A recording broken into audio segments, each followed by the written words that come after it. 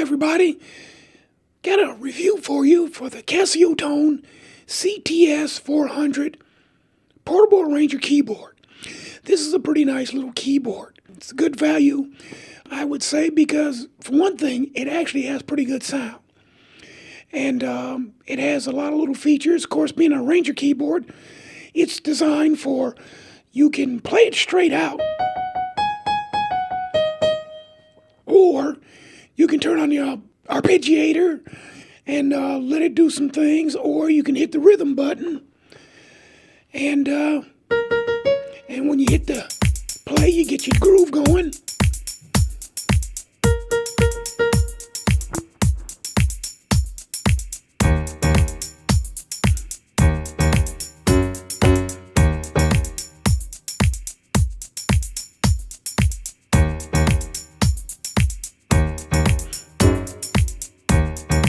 Messed that up. Messed up a chord. But you can do a lot of cool stuff with this, and of course, with an arranger keyboard, you can go into the song mode, and you can pick the various song styles, and go from there. And you can jam with any style that you want. So, I think what we'll do is let's just run through a couple things first, and then we'll dig into a few features and try some sounds out so that you can hear them and you can see for yourself. But first thing I'm going to do, I have to apologize because I tried everything to get this screen to look better, but yet you can still see the controls a little bit, and that is a tough balance. And I don't have any special lens filters because it's basically just a webcam that I'm using. It works great and it has controls, but you can't quite get the full impact of what I'm looking at on the screen. But the screen looks just fine, and you can see it real easy if you're actually in front of the unit yourself. Tones. This baby's got tones galore. It's 600 tones in here, including drum machines. And with your alpha dial, you can spin through, like we've heard, the piano, bright piano, LA piano. It's got some chorus on it, you notice. Wide piano, electric pianos. And here's something neat about this. You notice as soon as I'm gonna go hit the home button. I'm gonna hit tone, and with this, as soon as you hit the jog wheel, it goes into the plus or minus. If you hit it once, both plus and minus together, it takes you back to the first sound by default, which is the piano. But once you hit that jog wheel, so you can start selecting different sounds, you don't have to, since there's 600 sounds in this, now you can spin, and you can blast through the sounds pretty quick. But you got category buttons right here. So if I go plus one category, I'm now into electric pianos.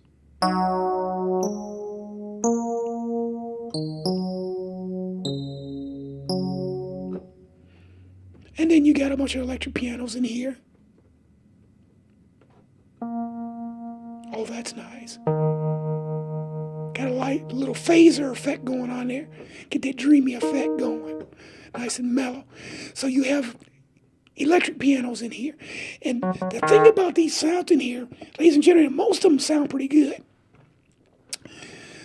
There are some cycling sounds that you can pick up on certain instruments, mainly for solo instruments, like, say, a trumpet or something like that.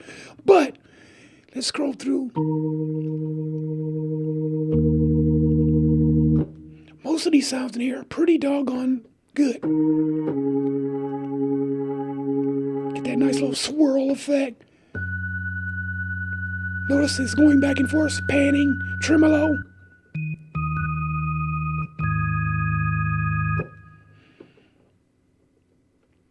Jazz organ. So you got a bunch of organs in here. Rock organs, pipe organs. We just went to another category. Pipe organ, let's see. Let's go up one category. Let me go back to that organ. Let's go back to those organs. Let's see something here. Crunch organs. Okay, now we went to the guitars. Okay. So there's the organs. It started 54, and the guitars started 88. So that means from 54 to 87, you've got roughly 30 organs in there. Guitar.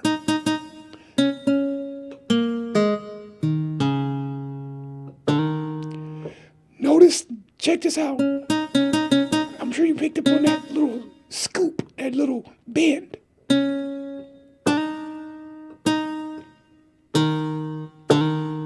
When you hit it maximum velocity, you get that bend. So you can play regular, but when you give it that little extra hit, a little extra velocity,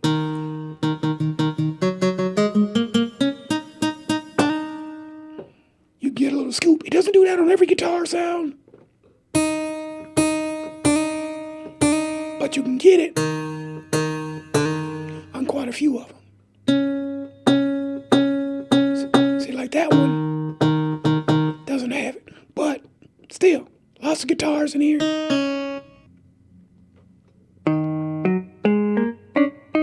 Ooh, sour note there. Jazz guitar. No scoop. But jazz guitar 1, 2 mellower. Yep, that's it. Yep. Octave jazz guitar. So you got a bunch of guitars in here. Hit the category button again, we're into the basses. Acoustic bass. Acoustic bass. Finger bass. Electric.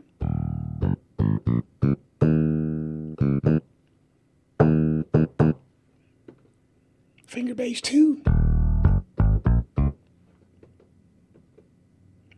This one's kind of cool. Finger bass, and then you also get a velocity slap. So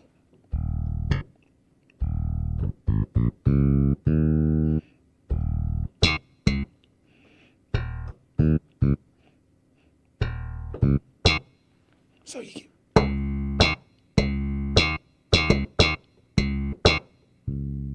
hit it soft. You just get a little finger action.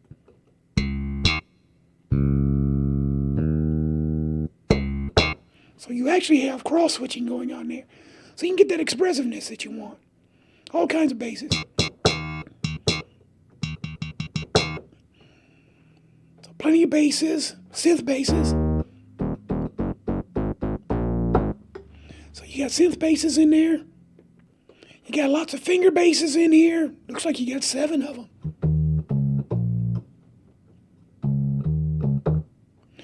And then we can move ahead. You also have some stereo basses. Some synth basses. Let me back out. Organ bass. Synth bass. You got 13 synth basses.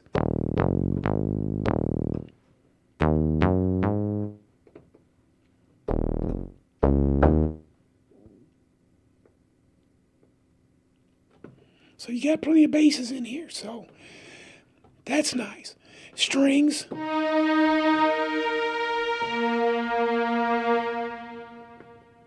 Lots of strings. And they're utilizing the multi-effects processors in here.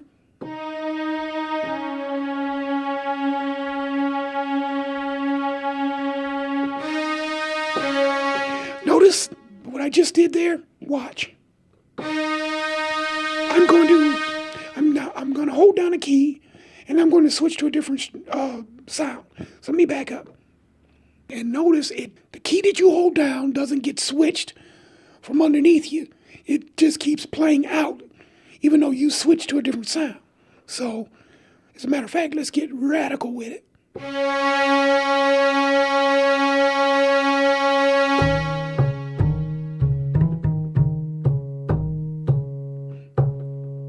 That's a bass. Let me switch categories. Nylon guitar. Organ. You notice the bass played out. It did not switch, which is a great feature. Brass sound.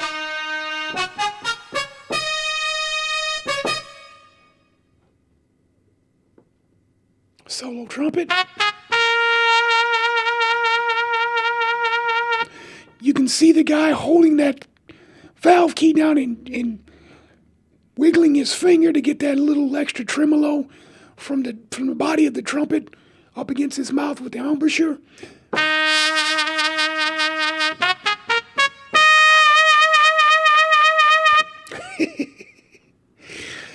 So that's kind of cool. Synth brass.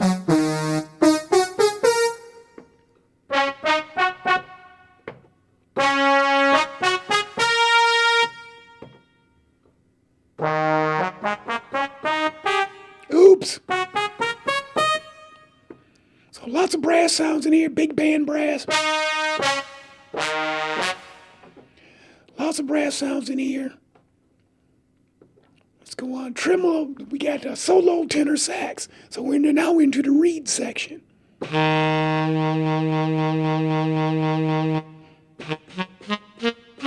put the breath and the tremolo in there, vibrato I should say.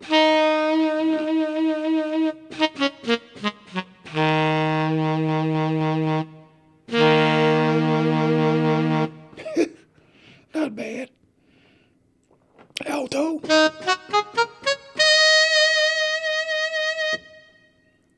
You can hear the bite on that mouthpiece.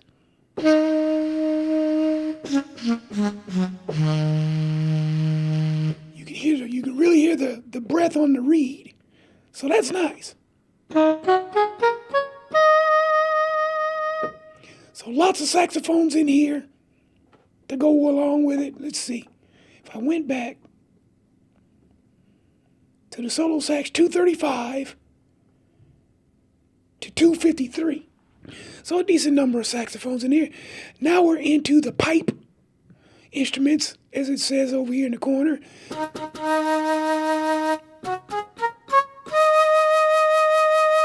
So we got a nice little flute action going there. 1, flute action 2. Yep, one's a little warmer than the other.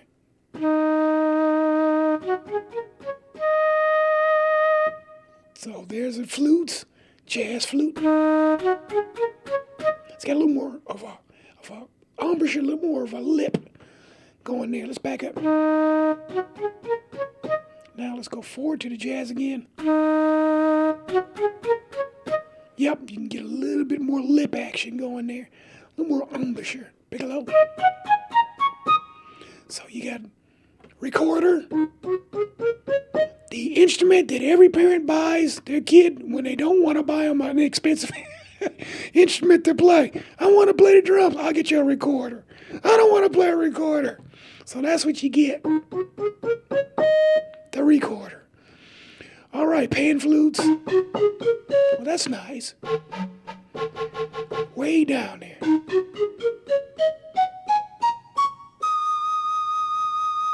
Not bad. Couple of those, a whistle. Yeah, a little mellow on that whistle. Ocarina. Lots of pipe instruments and shakuhachi. Or shakuhachi, I should say.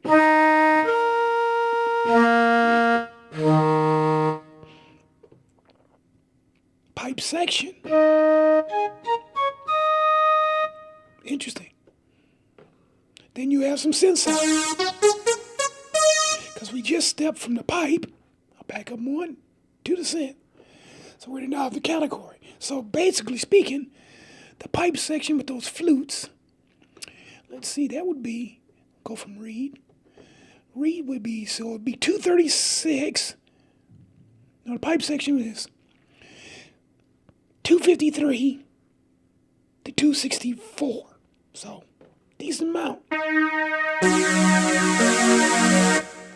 Lots of synth sounds in here, I can tell you that. You get a bunch of them. And of course,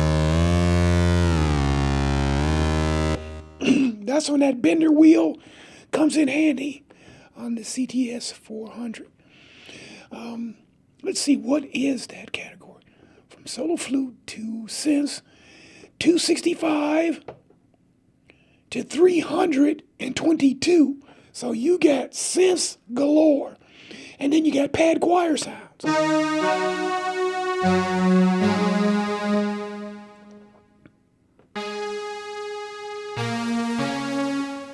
So you get a bunch of those. Super saws, old tape pad.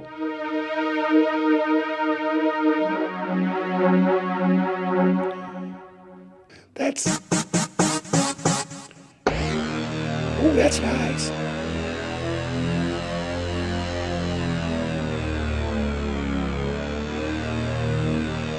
That's when your Bender Extreme might come in, as a matter of fact. Let's go into it. Octave shift, sustain, balance, pitch bend. There we go. Let's just go ahead and move that all the way up. Let's see how crazy we can go.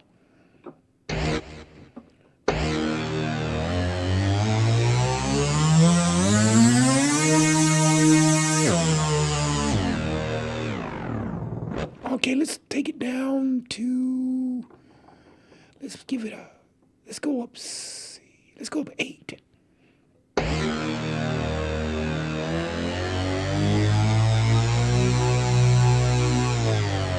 It needs at least 12. There.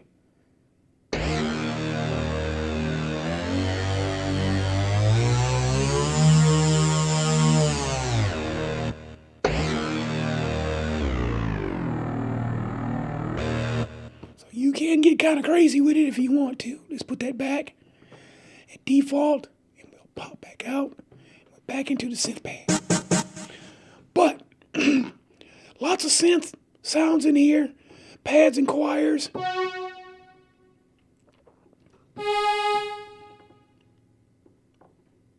New age.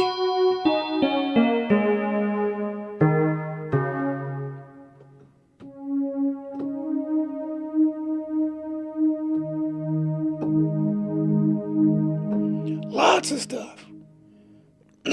Soft pad, synth pad, VA. Oh, nice.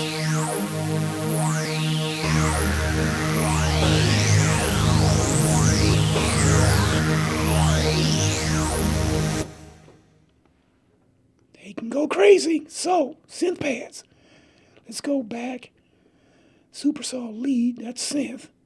Now, synth pad, it starts at 323. 323 to 370. So you got a lot of those synth pads in there. And then you got ethnic sounds, sitar.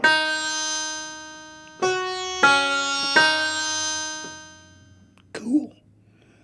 Sitar 1 and 2, 3. Sitar pad. Oh. Not bad. I don't even know what a tempura is. I guess I do now. Cool. But you got a lot of harmonium. But you got Santar or Santur. So you got a lot of different world sounds.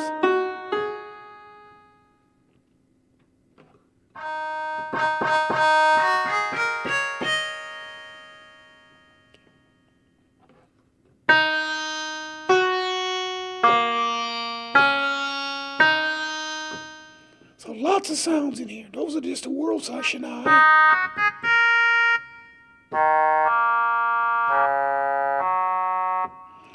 you got lots of different world sounds in your tablet.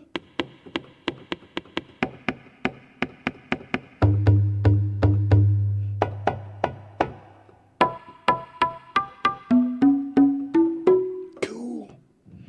So you got a lot of world sounds in here. What is that? Viola Cal. Okay. Pandier. Oh.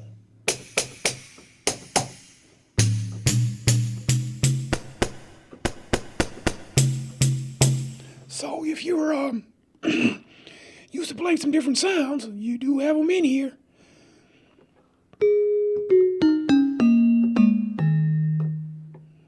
So lots of ethnic sounds. So let's see. Ethnic sounds starts at 371 and it goes to 441 because that's when the general MIDI sounds start. The general MIDI sounds are basically a standard set of sounds that are set up in an exact pattern so that irregardless of what keyboard or software, computer software, synthesizer you're playing, if it has a general MIDI sound set in it, when you play a piano, say on this unit, and you wanted to go and play that same type of sound on another unit because you recorded something off of this with the sequencer, because it has a built-in 6-track sequencer too, those sounds should transfer. So if you had a piano on channel 1, general MIDI piano, like here, it should be the same type of general MIDI piano on another instrument, like a Yamaha or a Korg or something like that. Or if you were using, like I say, a DAW on your computer, the general MIDI recordings that you would make using general MIDI instruments should come up and translate automatically without a whole lot of fussing around trying to go back and rearrange things. So if it was recorded properly and everything was a general MIDI sound, those general MIDI sound numbers and should line up.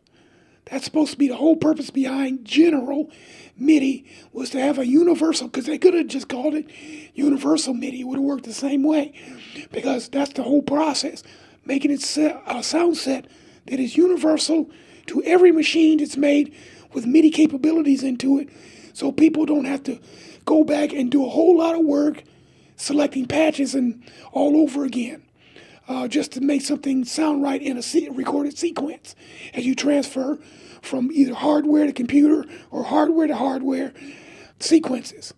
So really, I don't need to go through these general MIDI, because basically it's the same stuff in all the categories we just covered. That will be from the brass section in the other tones. Oh, you do have sound effects in your general MIDI, which you might want to use. They're pretty generic, and they've been around forever, like reverse cymbal, fret noise, breath noise, from sounds like a pan flute or something like that, guitar noise, steel, let's see, what else? C sure. That's a really tight loop, so it doesn't really,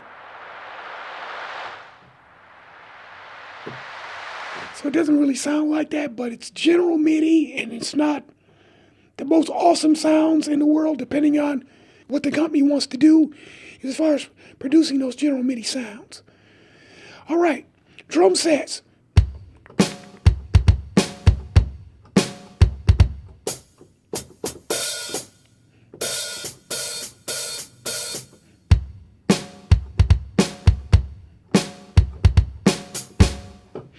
Drum sets sound pretty good. That's the standard.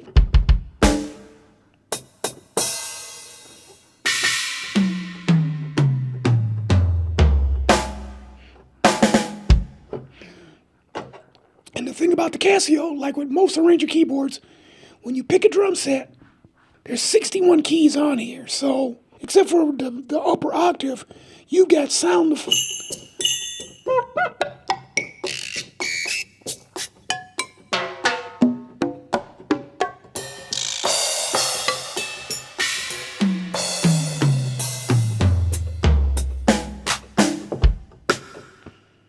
Running across almost the whole keyboard except for just the last octave up on the top.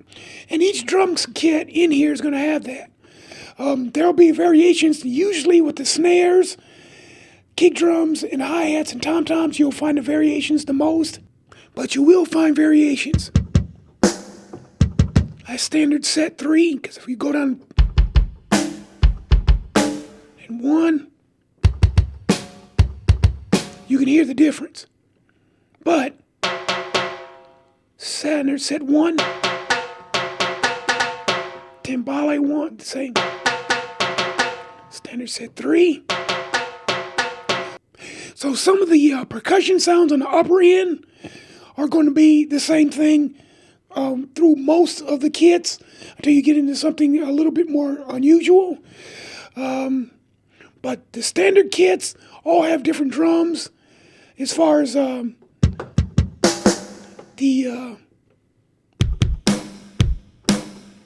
lower end, the tom-toms and stuff like that. Those can get the sounding different. And then dance kit, strictly a synth style from the old days with the Simmons drums and the Roland 606 and the 808 and the 707s and all that. I think actually 606 was a bass unit. But you got different sounds here. So you're gonna get different sounds, especially on the drums, on the lower end at the with the kicks and snares and some of the cymbals and hi-hats and stuff. That's the classic Roland 808 sound there. That's actually where that originated from. Was the Roland company's, who was the founder of the company, he actually created that sound. And he created a whole drum set. Yep. Those digital synthetic toms.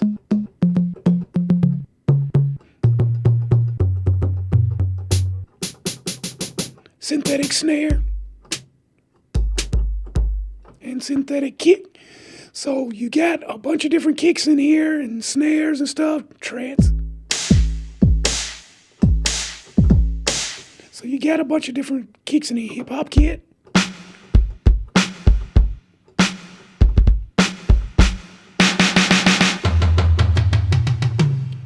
So you get mixing and matching going on. Rooms. Yep. And you can hear the multi-effects in there change as well. So lots of drums in here too. And that's the last category. Takes you back to the pianos. But you got 570 to 600 kits. So 570 to 600. So you got 30 drum kits in here. So you're not gonna, hey, who's that? Get out of my parking spot. Move it. But you got sound. Don't you honk at me. You got different sounds in here.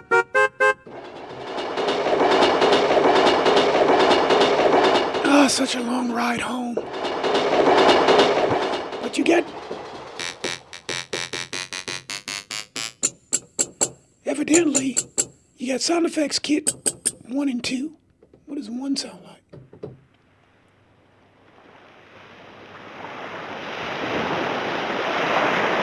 Sounds like seashore. I think he's hungry. Want to race? Come on. So you got... What a beautiful day. The birds are singing. So you got sound effects and stuff like that with your last 2 kits on here. But you got 28 kits in here all total. So you can't go wrong as far as sounds with this unit. Let's check out some rhythms here real quick. We did 1 already. But now, since we got it up, let's just go ahead and check out how this works. Now, I hit the rhythm button, and there we go. Now, what you're hearing right now is variation 1. But let's go to the intro. It's got intro 1, intro 2 variation. So it's 2 variations on the intro. So I hit the intro button here. You got intro here, variation here, fill here on this button, sync start, and accompaniment. So I got the intro up. We'll go intro 1, and I'll hit my start button. And it should go from intro right into the variation 1. Here we go. Now let's hit variation 2. We hit the variation button.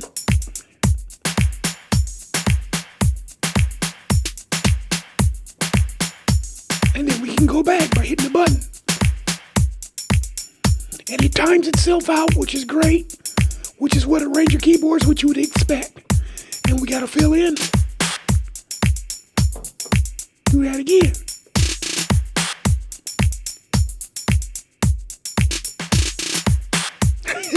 Not bad.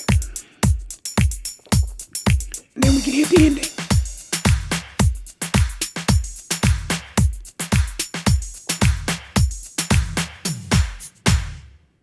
Not bad. That's the first one. That's the electric dance pop.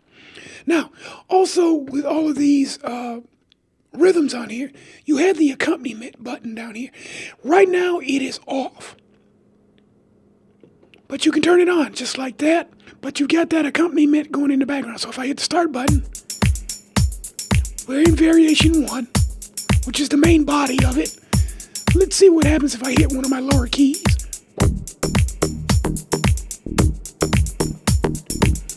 I let it go. It's just doing it on its own. So now, in standard fashion, with an arranger, I can just hit a key in time with the music to make the chords and stuff change.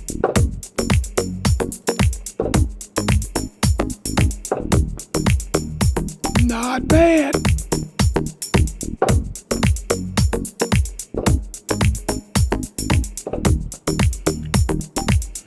I can turn the accompaniment off.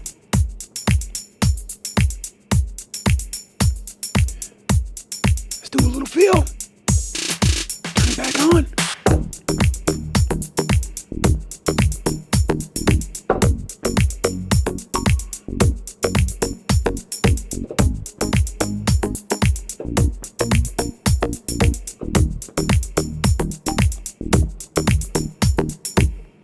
You're jamming automatically, which is really nice. So you get that option, and you get a ton of these rhythms in here. Got a total of 200 rhythms built into this unit. So let's try. I'm going to hit the accompaniment button, then I'll hit the start button, and I'll hold down a key.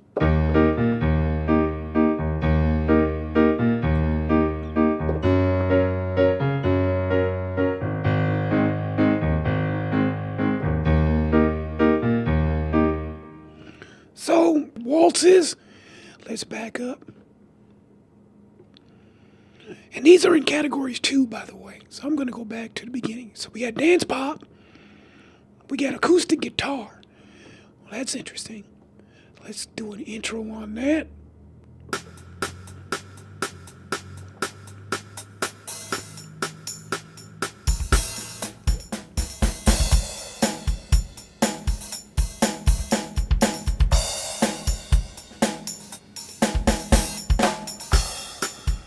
Okay, now we're into the main body, which is the variation 1. Let's hit variation 2. Yeah, working that backbeat. Not bad. Let's hear all that fill sounds.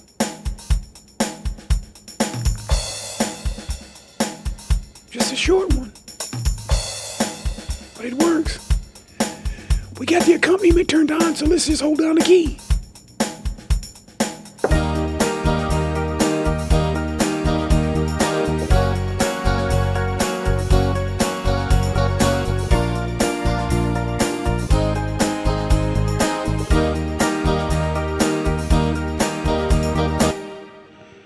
As you can see, in a way, if you ask me, the groove, turn the accompaniment off. That variation 2 would work really good for something else, totally different, because the groove is there. And we got variation 1. There's variation 1.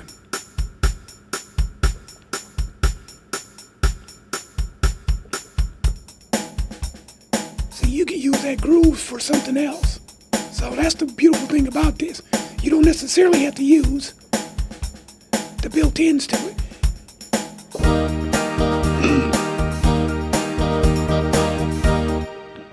You can set this up to do what you want it to do. Let's check out another category straight 8/8. Okay, let's see what that sounds like. We'll do the intro, hit start.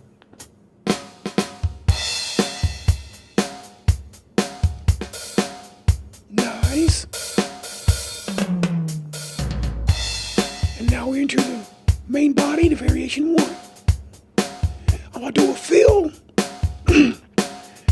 I'll do a fill and then go to variation 2.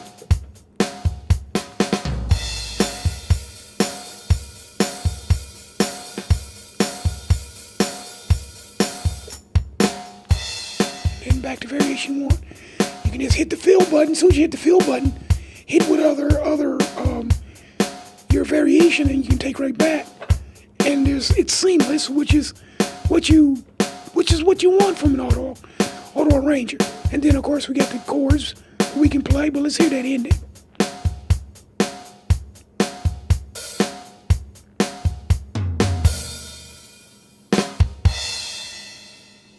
Nice.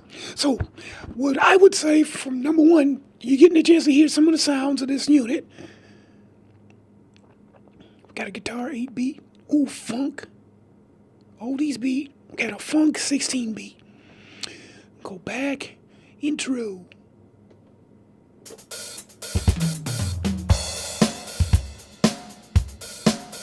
You know what that sounds like, ladies and gentlemen? That sounds like Boskag's Dirty Lowdown. It's the same groove. Let's hear what the variation 2 sounds like. Not bad. Working the ride cymbal. Fill. Variation 1. I can hear that flute playing from Dirty Lowdown by Boskag's. That's the groove right there.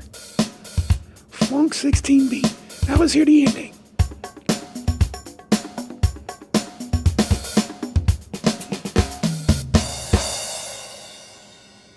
The endings on this, I went through a lot of these earlier before taping. The endings on these are really solid, relatively speaking. So you can't really beat this unit because, like I say, you can just use these drum grooves, and you can actually go in and record the rhythm track on track 1 in the multi-track setup. Then you have 5 other tracks that are called sound tracks. So you just pick the sound that you want, and you play any kind of way you want to that rhythm, which makes it nice. Or you can just go straight, play your own drum part, and all the other parts in the 5 tracks that are just the song tracks. But you do have to go in and set track 1 for your tempo and your beat. So if you want a 4/4 beat, 3/4 beat, or whatever, we looked at that earlier. You got to set that beat, set your tempo, and have that recorded in.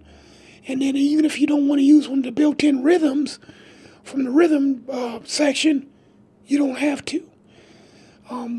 But you do have to do a little setup, because without that rhythm track, number 1 being set up, because that's your master track, without that master track being set up, it can be a little wonky as far as being able to play anything else. So, just something you want to look at. All right, one other thing, song button. The songs in here, they're listed, and let me go backwards to get the full count. But you have 110 built-in songs in this unit. Now, I'm telling you right now, these songs in here are old standards. Some of these songs are probably, because they got some classical ones in here. They even had the wedding songs in here too. Here's one I remember. I took band back in junior high school in the 70s. They got Camptown Races in here.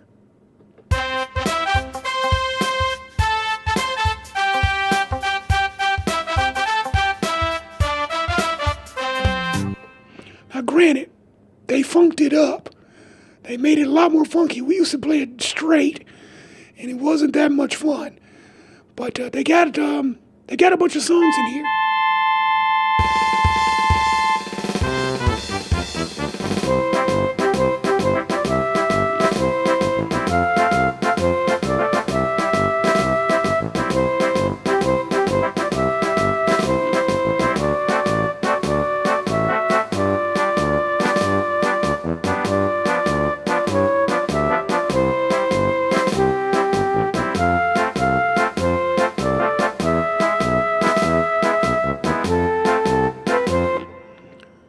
I've been working on the railroad. I'm sure many of you remember that from being a kid.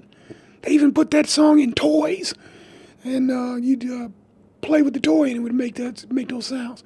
But the songs in here in the song list, when you look at it, because there's a PDF file that goes along with that you can download from Casio, and you don't even have to buy the unit. You just download it. You don't have to sign up for anything like that. And you can see that those songs, they're basically made for you to practice with. The song section, that's what it's about. Now, there's a record section, like I say, where you can multi-track and record with it. But the song section is basically trying to teach you some basic stuff of how to play. And it does, it can work.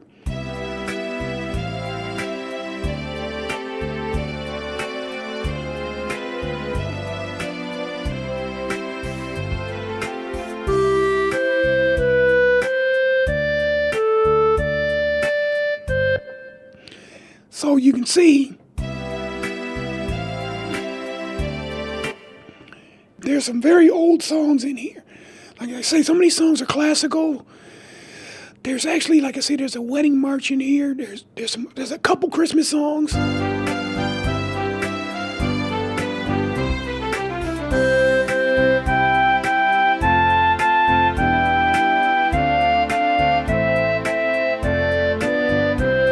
Twinkle, Twinkle, Little Star. Silent Night. For Elise. Or Fury Elise. Classic piano piece.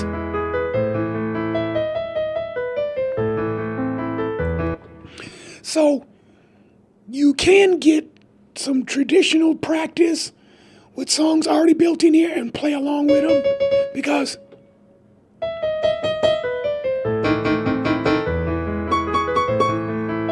I can play right along with it, hopefully better than that.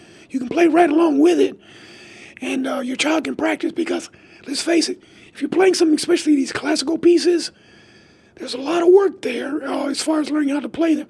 Once you get them down, by the time you get them memorized, you've got better hand coordination, hand-eye coordination with the key bed itself, and you're learning to develop your piano playing skills.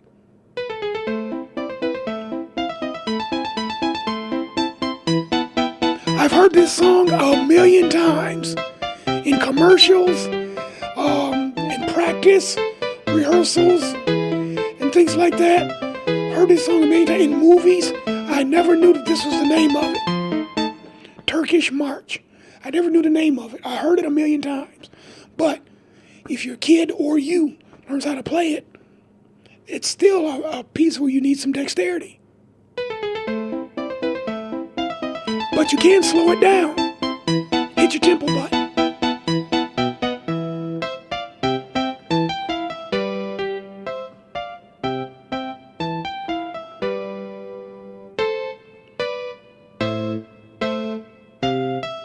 Need it slower?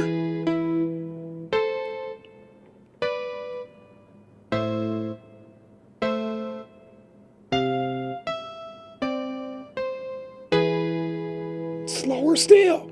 Goes down to 20. So 20 beats per minute. And then, of course, you can go take your tempo up to a ridiculous speed. Still going. Wow. 255.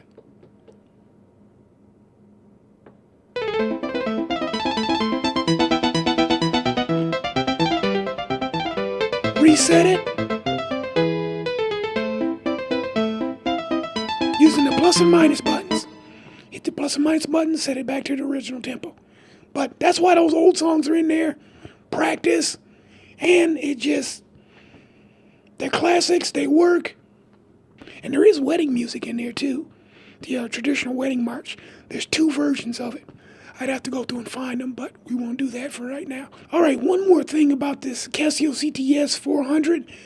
This can be used as a MIDI controller keyboard as well, because it has a micro USB connector on the back of it, along with a thumb drive connector on. So you have 2 USB jacks on the back of this unit, which works out real nice, because as a controller, this is a nice unit. Because, listen,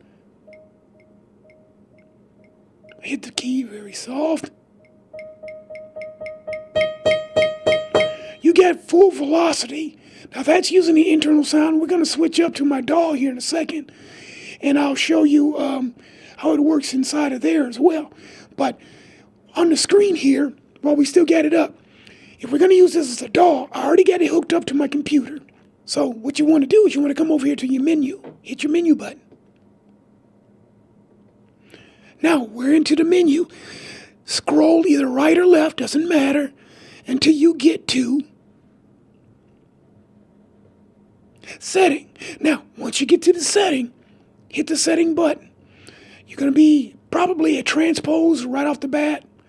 Just scroll either left or right, doesn't matter, until you get to the screen that says local control on. Here's what you're going to do. You're going to turn that local control off. Because right now, we can hear the piano. Once we go into our DAW, we don't want to have double strikes because it's going to throw you off. So we'll just hit our minus button. Local control is off. So now, it's off. You don't hear anything. Turn it back on. Turn it back off. Local control is off. Now, we want to keep going to our MIDI channels. I like to use MIDI channel out. MIDI out channel upper 1. Right now it's set for channel 1, but we got all 16 MIDI channels made available. And then it cycles right back down to off. So we want to set that for whatever our MIDI channel is going to be. So I'm going to go into my DAW. So let me switch off my screen here. Okay, now we're inside of my my MIDI DAW. And what we're going to do is, depending on how you have your DAW set up, now right now, let's see what is this set for. It's set for all input MIDI signals. So, you can see it's using my internal sounds. And since I got a drum kit,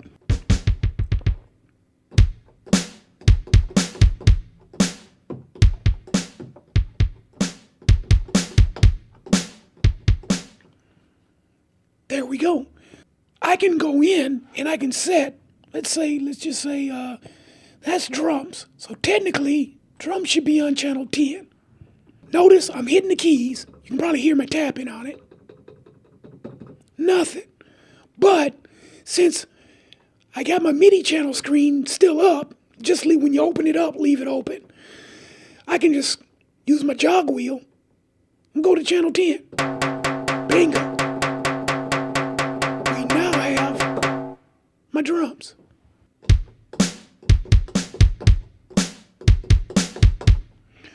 So you can use this unit for your controller, which is real nice. I can come up to here. I'll set this for MIDI channel 1. Unarm that one, we're up here. Nothing, because my keyboard's on channel 10, but I left the window open on MIDI channel output. I'll just scroll down. There we go. We got sound. It's just that easy. All right, so there you go. There's another use for your Casio Tone CTS 400. So you're getting some nice internal sounds. Now let me go back in because I still have my MIDI channel setting up. Let me go back in and turn my local control back on. There. Now we're back. So I can exit out. Hit my home button. Easy way to get out. But this is a nice unit. And for the money, I mean, you're doing pretty good. Sounds great. You saw some of the arranger features in here. You can record your own music with it as well. It travels well. You can use batteries with it. So if you don't have a external power supply, it comes with a power supply on top of that. So you don't have a problem with that. So overall, I have to give this unit 5 stars. The one thing that I did, I monkeyed around with it with my DAW a little bit as far as trying to use it to record the internal sounds into my DAW on separate MIDI channels. it didn't want to seem to do that real well. Now, it could have been my software that I was using, but I've tried sequencing with arranger keyboards in the past. That seems to be the one sticking point. But the thing about it is that this unit does have General Midi sound set in it, and all 600 sounds do have, for you people who do MIDI recording, the sound set comes with the MSB numbers for each patch. So you get the patch, the control change number, and the MSB number right there together, just to the right of all the sound patches, so that you can actually set up your Casio inside of your DAW using the MSB number. So when you go into that particular sound set, that patch set, all you gotta do is just punch up the sound that you want, and it comes up on the track. I just wasn't able to get it to do a full 5-track, multi-track record in a stable fashion. But it still would be worth trying. But nonetheless, as a controller, it works great. So for a controller, you're not going to beat it. Feels good, good springy action, but not too hard. So you get a nice friendly push down. And the spring back is nice. It's equally as nice. So the temperament of these synth-weighted keys is nice. It's not semi-weighted or fully weighted. It's synth-weighted. But once again, the key action is very nice. Works great. I give this unit 5 stars. So if you're looking for a really nice price, nice sounding unit, this might be it. And hopefully I gave you enough demonstration so that you can see that for yourself. So that's it. The Casio Tone CTS 400. I give this unit 5 stars. It's a nice unit. And I'll see you next time.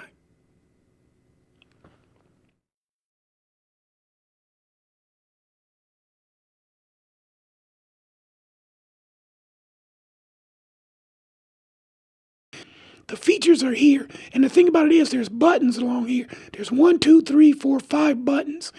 And on the display, you have, like, it's hard to see from here, but you have an intro under button 1, button 2, variation, button 3, fill, and then sync and accompaniment, because we're in the rhythm section. And it says rhythm over here, and it's got the first groove up, which is the dance pop unit, which I just played a second ago. But let's go back to the home page, which is where you start. If you turn the unit on, this is what you would see. It would say tone here in the corner, and it would give you the first sound. By default, it's piano. It's always piano with a lot of these arrangers. You can change that if you want to by going in and doing a My Setup, and you can actually go in and select which instrument you want to pop up first. And they give you about 5 options there for the startup, and it has a choice of 5 if I remember. Because add power on is what it says right here. So I'll press that button. The thing about this screen, even though it's hard for you to see, everything is sectioned. It's a little square box under each one of these buttons. So you don't have a touch screen, but between the screen graphic layout and these buttons, you can maneuver around real easy. So good points on that for Casio. Now, once you get inside here, you have arrow buttons that let you scroll through and select the menus. So if you hit it, and this menu is pretty short. You just got 5 items, because this is clear and rename over here. And then I hit the button over here, and it hits the back arrow, takes me back to the first page. So you can exit, save, load, and add power on. And add power on, we'll hit that again, and it says add power on at 1. And I can change to organ, electric piano, saxophone, and then back to piano. So it lets me choose what I want when the unit first starts up. I'm going to leave it at piano, though. And then it always uses either an exit or a back button so that you can get back to a previous screen. And usually you can just back your way all the way out. I hit the back once, It took me back to the primary screen, and I can hit exit, and it takes me back out, and now I'm back into the tones again. And whenever you go into a screen, it doesn't matter what it is. I can go into song over here, and I can hit the record button, and now I'm in multi-track mode. Well, if I hit that by accident, and I go, oh shoot, what am I doing here?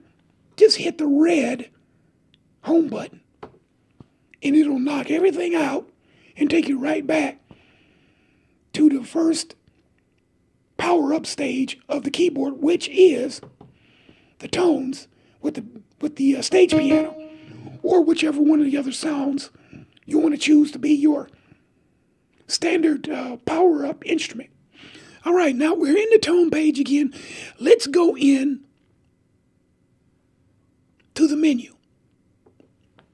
Now, once inside the menu, we have a backup button here to the left, and then we have a forward button on the right with a little arrow there on the graphic screen.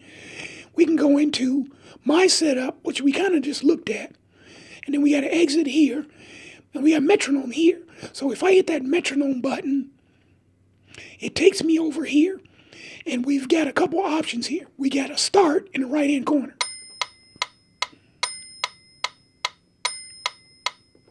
And we can start it and stop it right here.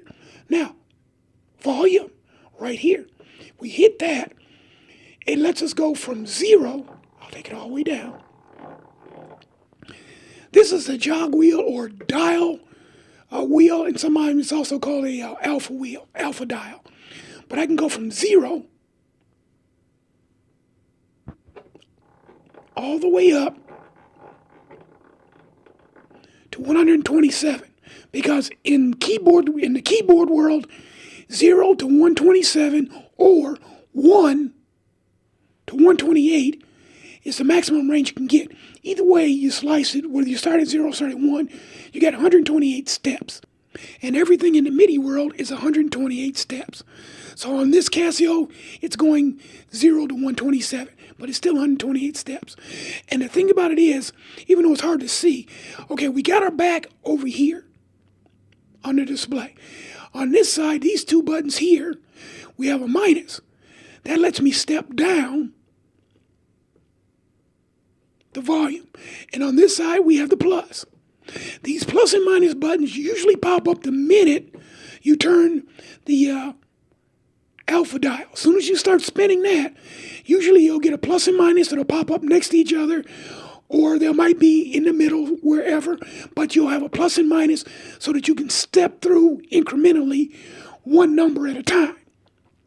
So we'll put and here's another thing about that. With the plus and minus button, let's say, now I monkeyed around and I got that set for 127. Well, that's the maximum volume for the metronome. But if we want to put it back to the default level, all we have to do is just hold down the plus and minus buttons for a second, and it goes back down to the default from the factory, which is 110. So that makes it nice. But let's say we still wanted to take that volume down. It was too loud. Pop it down for 67. I'll go back, hit the start, and I can actually raise it. Now, as soon as I spun the alpha dial, it jumped right back into the metronome volume settings with the plus and minus. And it lets me set it. I'll default it back to 110, back over. Now, we can hit stop.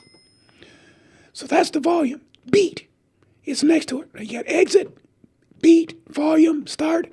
Let's check out the beat. We hit that button. What this is giving us is our how many beats do we want per measure. And the standard is 4/4 time. Take a listen.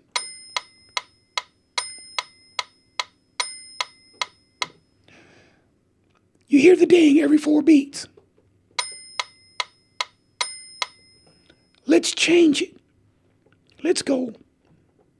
We're already in the beat, so let's change it. I'll use my alpha dial and spin it once. There's my plus and minus. Now, it took it up to 5.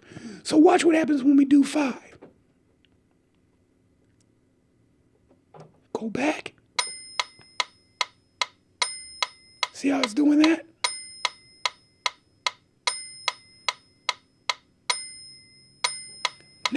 I can turn the alpha dial. Since we're into the beat metronome, now it's doing 6 beats per measure. Let's take it down to a waltz. I'll just use the buttons.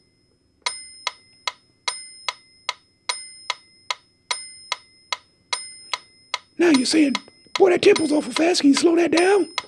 I'll hit the tempo button. I didn't, it jumps right into the tempo screen. I can use my buttons or my alpha dial. Take it down to 100. Still too fast? Take it down a little bit more. And you also have what is called tap tempo. And the tap tempo lets you actually tap on this button underneath the graphic where it says tap tempo.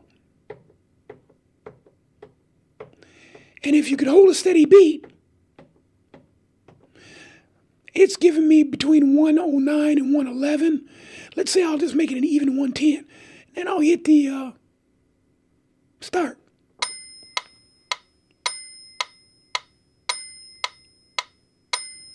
And I can also stop it from over here.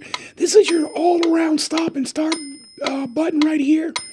It's also play, stop as well. Same thing. And I can hit that. So we got our tempo, but let's back out to that beat again. And let's set it back for 4 times. But by the way, you can go all the way down. Oops, went too far. Let me back it down.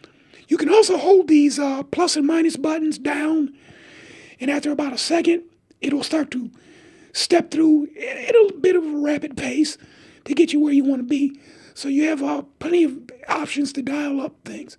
But now that beat is at 1. The maximum beat, and then you can turn the beat off completely. And if you listen, it's just keeping straight time. It's not telling you which beat ends and it starts over again. So it's like measureless, if you will. But if I turn it on, let's just go up 1. Because 1 beat, 1 measure. Let's put it back at the default. I can just hold. Now, wait, before I do that, let me go back. That's off. One thing about the Casio, with most of these things, the selections you can make on it, if you spin the dial backwards and you go below 0 or off, it just goes right back to the top, to the highest number. So you can spin backwards or spin forwards, and it will take you to where you need to go. So you can use it either way as far as the dial. So if you need to go high and you're real low, you might actually want to spin the dial in reverse to get to the highest point quicker. But we can go up to 16 beats. 7, 8, 9, 10, 11, 12, 13, 14, 15, 16. And it starts over. We can change it on the fly. There's 4, 2, 3, 4. 1, 2, 3, 4. Let's move it up to 9. 5, 6, 7, 8, 9. So you can set it wherever you want, and it's still running, you see. Hit the plus and minus buttons simultaneously, and it goes back to the default, which is a 4/4 beat, which for a lot of music is what you use. All right, stop. So you got some options there, and we'll go back. We got volume. We're going to exit out of the metronome, and we're back onto the main page again. But I'm going to go back into the menu. We looked at the metronome in my setup. You can also do a balance. And the balance, if I hit this button, what it does, it shows upper part, it says U1 part volume 127. Because the keyboard on this Casio, since it's an arranger keyboard, it lets you do layers, splits of the keyboard. And it also has, down here in the lower range, just out of my view of my hand there, you've got the keys that you would use. That if you hold one down, it gives you the music that plays along with the chords and things like that. Those are on there too. And so you've got an upper with a button right here. Here's the exit on the graphic. Upper 1, upper 2, that allows you to do layers, or you can turn one off. Then you got a lower for the lower end of the keyboard if you're just going straight, and then you got a rhythm. And it gives you a volume for all of these. And it doesn't really go off the screen to anywhere else, but it brings up, like right now, there's the rhythm volume. So if I hit the rhythm, now I'm going to go in, back into my menu,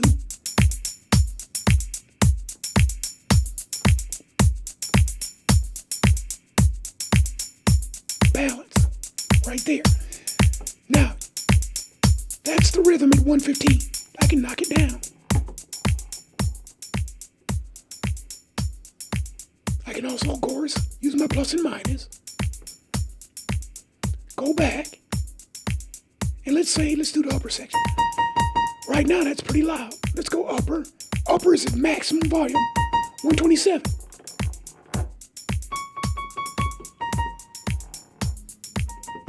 I can take it all the way down to 0. Oh, that goes to 0 and it just stops. It's one of the few times it actually stops. Or I can bring it back up. So you say, well, shoot, now the volume's off. Where is it? Where was it originally? Plus and minus simultaneously. Now, it's back. Get back into the balance. I got the upper set. Upper 2. Let me make sure that's set.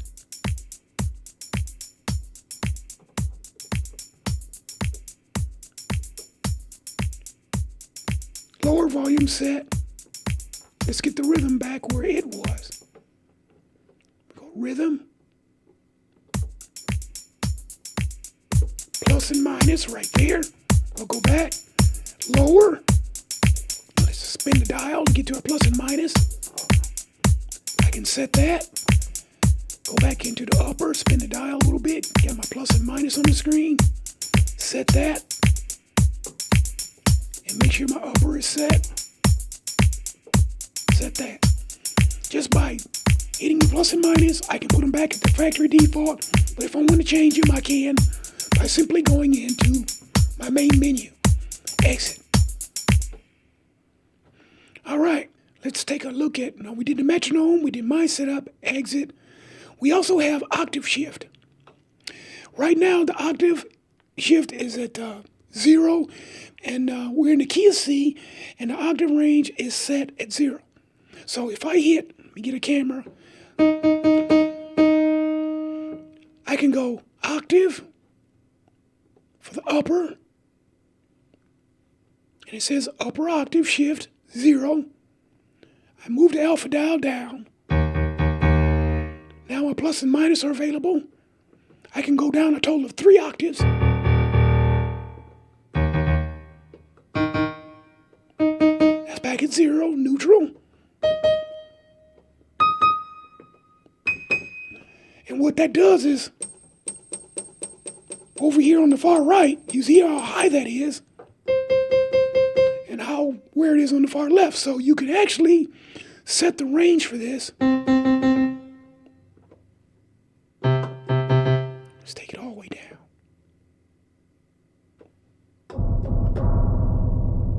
So you can get the keyboard set in any octave range that you would like to work in, because it's 61 keys. It's 61 keys. Now, if you had an 88 key keyboard, it wouldn't matter so much. But since you got 61 keys, having that octave shift is nice. And we got it set back at 0 by holding the plus and minus down for a second. Let's go back, and we can do the octave shift for the upper part 1, upper part 2, and the lower section. So you can independently set the octave. So if I were to go lower, it's already set at -1. Come back over here to the upper 1, it's at 0. Upper 2 is at 0. But you can set those plus or minus 3 octaves to suit your needs. And we'll hit the start one more time. We did the metronome and all that. Sustain. That's the other one here. Hold down press the sustain button. And it's going to let us choose where we want to sustain and how much. There's the sustain. That's it. On. Turn it back off. Turn it back on. Now, there's another thing you can do. This unit does have a pedal input for a sustain pedal, and Casio makes them, plus there's a lot of manufacturers that make them. If you decide to get a foot pedal that is not the Casio foot pedal, which you can do, the foot pedal jack is 1/4 inch, which most foot pedals are, but it's a 1/4 inch foot pedal jack input on there. But make sure that if you pick up a foot switch by another manufacturer other than Casio, that it has a polarity switch on it. That polarity switch, what it does is, sometimes, because I hooked up a foot switch that I had that wasn't a Casio to this unit, and when you pressed it,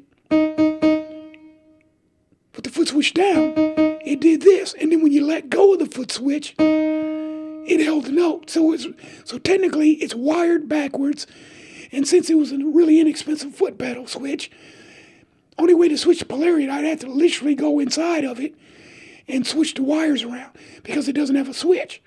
But if you get a foot pedal that has a little polarity switch on it, it'll change that out automatically.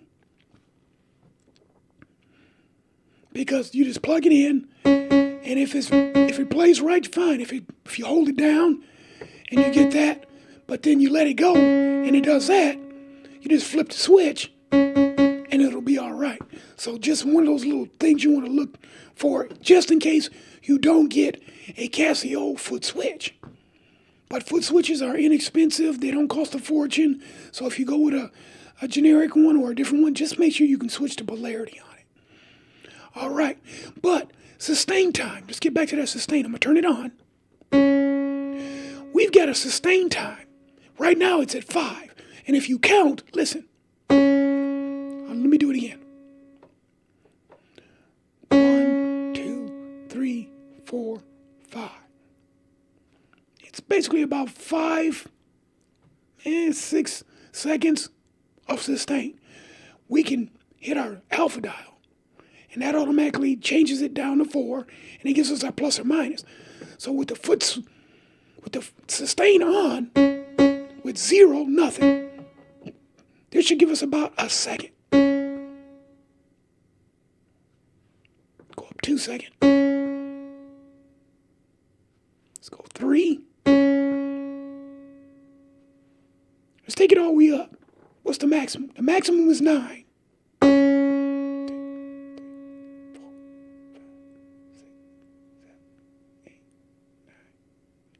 Roughly 9 seconds. So you can set the sustain button the way you want it for whatever the song is you're doing. And then just drop back out. And the sustain is on here. Turn it off.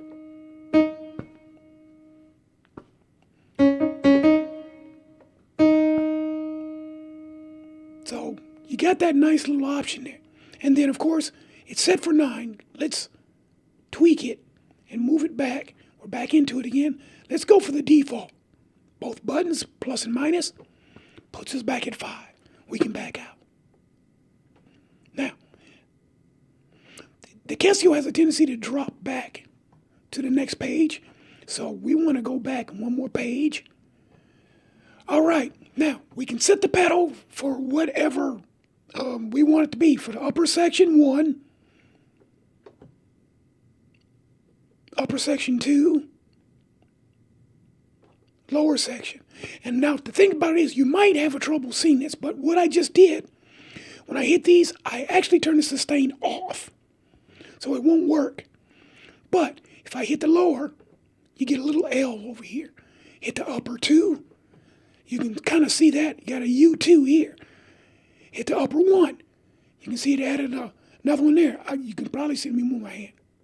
See how it goes away? So you can actually turn the sustain pedal on or off for the different sections that you have available to play the different sections with, as far as the upper and lower, and with the upper 2, 1 and 2, and the lower sections of the keyboard. So that's sustain. All right, let's take a look at the pitch bend. We'll hit that button. This is our pitch bend range. And right now, we're in our upper section. and it's set for upper 1, upper 2, and lower over here. So if I hit the upper 1 button, it's showing me upper bend range is at 2. I can hit the upper 2 bend range, it's at 2. And the lower bend range is at 2. So they're all gauged at the exact same pitch bend, which is kind of a smart way to go unless you're doing something a little more segmented on the piano as far as the sections go. Leaving them all at the same number is a good idea. But now, let's check out the pitch bend range. So I'll go back to the upper. Right now, it's set at 2. We can go down to 0, and we can go all the way up to 24. So what this is doing, this is actually semitones. So at 0, if I hit the pitch bend, even though it's off camera, I'm moving the pitch bend up, nothing's happening. Let's go up 1. It's going to take it up 1 semitone. So pitch bend up, pitch bend down, 1 semitone. It defaults at 2.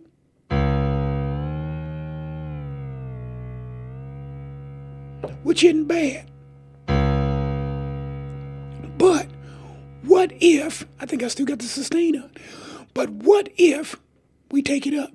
Let's just go ahead just for the sake of argument. Let's take it up all the way. 24.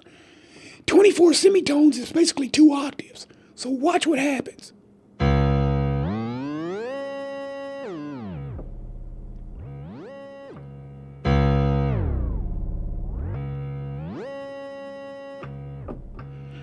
That's so extreme it doesn't even sound like a piano, does it?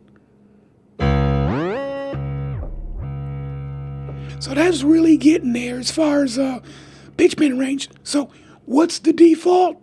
Plus and minus. There we go. Now we're back. All right, we're back into our menu again. Let's take a look at the arpeggiator.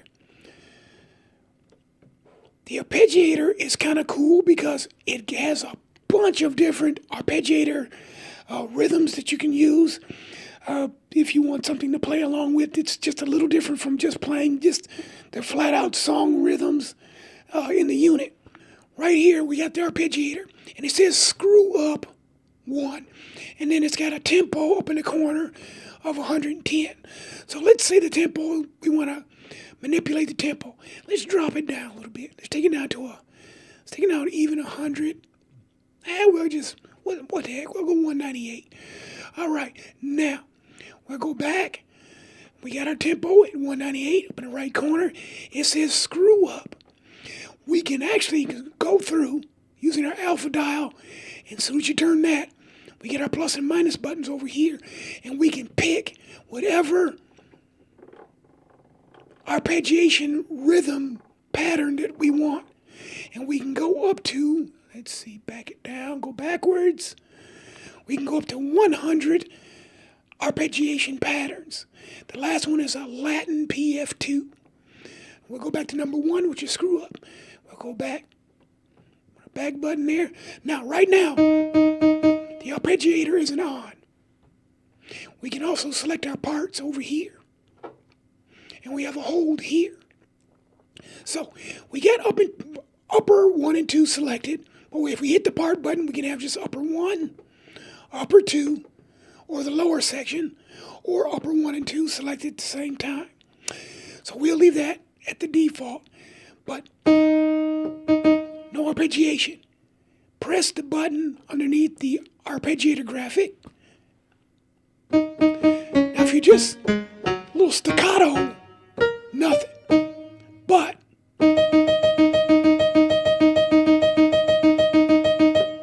when you hold it down, you get the arpeggiation. Now, check it out. If I wanted to keep going and not have to hold it, I just hit the hold button right here. And hold comes up on the screen. Turn it off and it stops. Now I'm back into manual hold position. Hit the arpeggiator button. It goes away completely. But now let's turn it back on. Let's go in and check out a couple other arpeggiations patterns. That was screw up. Let's go screw down. Let's go panning up.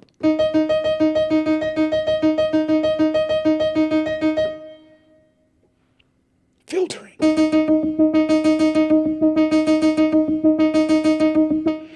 And you can change these to whatever you want. Step, arp, 2.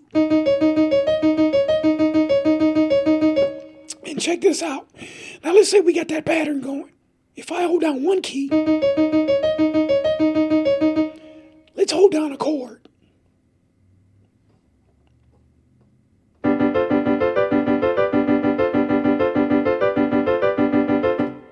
You see how it makes a difference.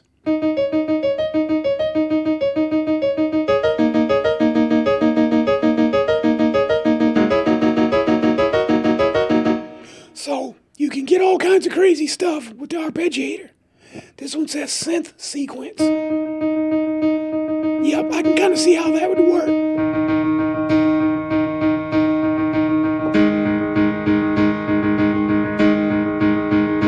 I can see how that would work with a synthesizer. If you had something sort of spacey and sparkly, that would work pretty good. But you can see how you can do that. And like I say, you got 100 of these babies. You want to get back to the default? Plus and minus. Takes you right back down to number 1. You want to keep the, and then we can go back over here, one step back, and we're back into the ARP page, the main page, and we can have our hold on or off, turn the ARP off. So you have that option with the arpeggiator. Okay, we come out of the arpeggiator, we can go over, we have auto harmony, and we have system effects in EQ. And the system effects is just basically your reverbs and things like that. So you got a few hall reverbs, delay.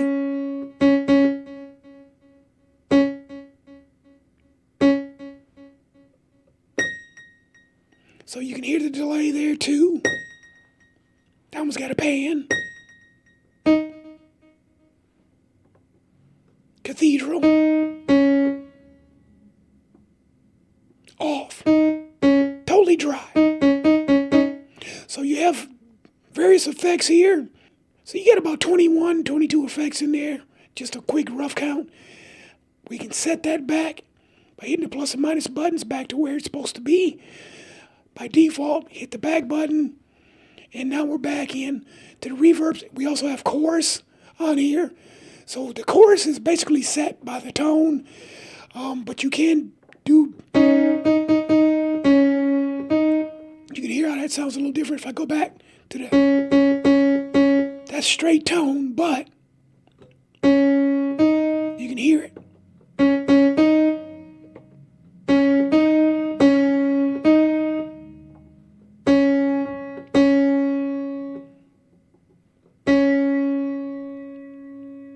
You can hear that little kind of...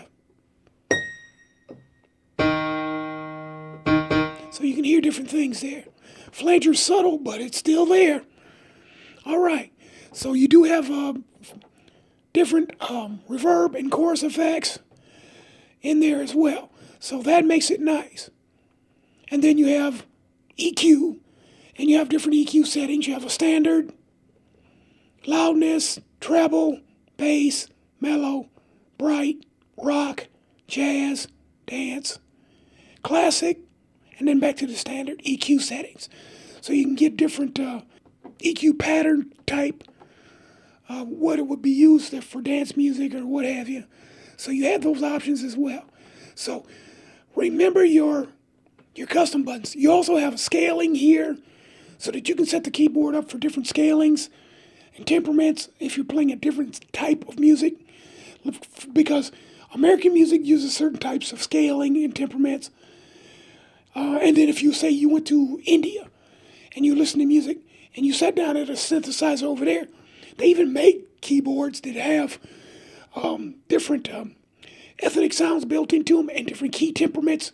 So that as soon as you sit down and play it, it doesn't sound regular. You go, well, that doesn't quite sound normal because it's set for a temperament of tone and harmonic that's indigenous to that particular type of music from that particular part of the world. So you do have scales in here. On the next page, Bluetooth. The Bluetooth is set up for, there's a, Casio sells a Bluetooth transmitter that plugs into the USB port on the back of the unit, because you have two USB ports. One is a micro USB port that's used to connect to your computer, and then you have the thumb drive standard, which would be a USB-A style connector, but you can use this unit, this keyboard, the S400, in a Bluetooth mode to transmit the audio output. And when you hit the Bluetooth button, it says BT for Bluetooth. You can turn it on or off. And then it has a pairing button over here. And then it has a registration clear over here. And then exit. Split point. The split point on this keyboard is actually F3. But you can change it and move it on up to whatever you want it to do. You can take the split point out completely. And you can see you get the alpha dial really goes at it and spins all the way down to the bottom, and then it goes all the way back up to the top. And then if you forget where your split point is, where you had it, plus and minus, says that. And that split point is important if you want your auto arrange section or harmony section to be a bigger section, because right now it's just off camera over here. And it stops at C, I believe, on the lower C3, I think it is, or F3 if they've got it. But it's just basically one octave on the lower range. That gives you an option to go higher than that if you need to, or just simply want to because you just like that wider range. And then after you go past that, you're back at home, and you've got a demo in here next to the setting. So we already looked at setting, transpose, touch off, rhythm auto set on, which you'll probably want to leave on at least till you get used to playing the unit, playing with it. And then you've got chord mode fingered 1, and then you can actually go up. Let's see how many fingered modes we got. Looks like you got about a dozen there. So, and then of course, let's set that back. So you have fingered modes, and then you have controller type 1, and then you have, let's see, how many does it? It gives you two controller types. And then you have the ARP, auto harmonize, rhythm volume, which we already looked at, song volume, before when you hit your song button over here. And then tuning. You can literally tune this thing to different frequencies. It's not a super wide range, but you can tune it down because, like I say, you might be tuning it to match a different particular instrument or something like that. Especially if you were playing with a group of people who are playing instruments, that the tuning of their instruments is, especially from a different part of the world, and so their tuning isn't at the standard 440 hertz. You can tune up and down to match whatever instrument you're trying to play with, which is really nice. You got a surround sound button that's off in general. The surround sound does not work with every sound in the unit, if I remember correctly, but you can turn it on or off, and depending on which sound it is. So you might have a sound that does have surround sound in it. I think there's a chart that shows which instruments have a surround sound effect. If you don't want it on, you can probably come in here and turn it off for that particular sound. And then we have auto center cancel on, so that you can actually, if you had an MP3 player or your cell phone or a tablet, you got music playing, the audio input center cancel tries to filter out the vocals. So like if you had something that had a vocal track in it or a solo instrument in it, in the middle of it, up front, this is supposed to help you to to cancel that, because it's got an on and an off, and that's basically it for that. And in the default position, it's off, so that if you did plug in your MP3 player, let's say, and you're listening to music, you won't say, hey, where's the singer at? But this feature gives you that option to do that with the audio input, because there's an audio input jack on the back of the unit, just like there's an audio output jack. MIDI channel, upper and lower. Now, with the MIDI channels, you have upper 1, upper 2, and lower. Each one is on its own MIDI channel, just in case you got your keyboard split and you're doing some MIDI work with a DAW. What I did when I went in and experimented around with the unit, I just used the upper channel 1. But I can change to a different MIDI channel just by using the plus button and the minus buttons, and it scrolls all the way through to off. And you can go in either direction, or you can use the dial. It doesn't matter. You only have 16 MIDI channels, but the MIDI upper channel is usually set by default, press plus and minus, to channel 1. But if you're inside your DAW and you want to dedicate your MIDI channels, just come in and I'll back right out. Just come in, hit your menu button, and just keep hitting your right or left button until you get to the setting. Hit the setting, and then you can use your left or right arrow button, doesn't matter. It even shows you a version right there. Initialize all right there. We'll come back to that in a second.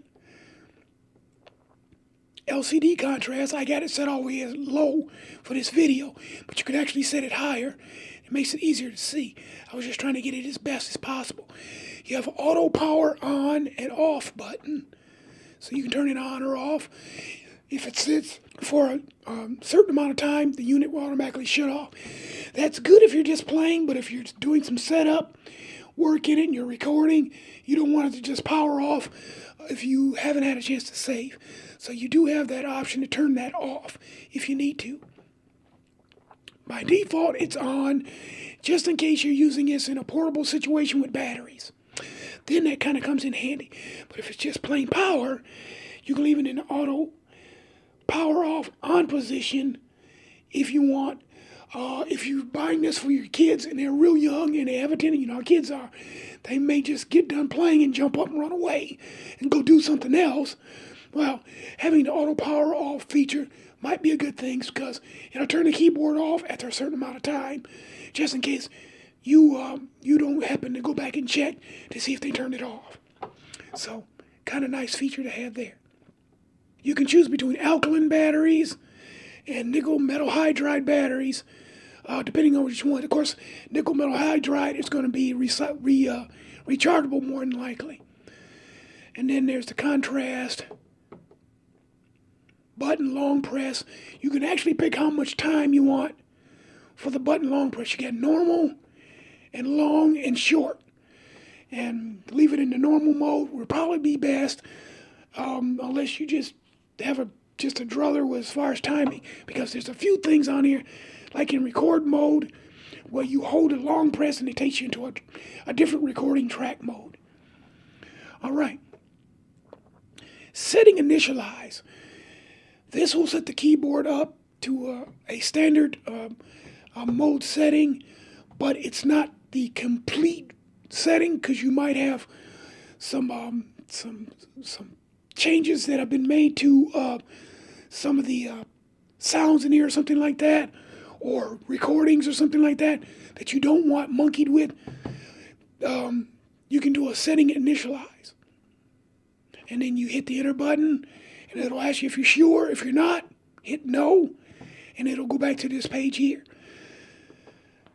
There's also a all Initialize, and when you hit that, the unit completely reinitializes. But it does it really quick, and as a matter of fact, I'm going to do this for you on camera, just so you'll see. I'm going to drop the volume down. Enter. Yes. It says complete, going to restart. And it's back just that quick. So those are the settings over here in the menu. I kind of wanted to show you that a little bit more than some of the other features, because you might be trying to work with something over here, and you say, well, where's the master volume? Where's the tuning? Or something like that. So you have those over there.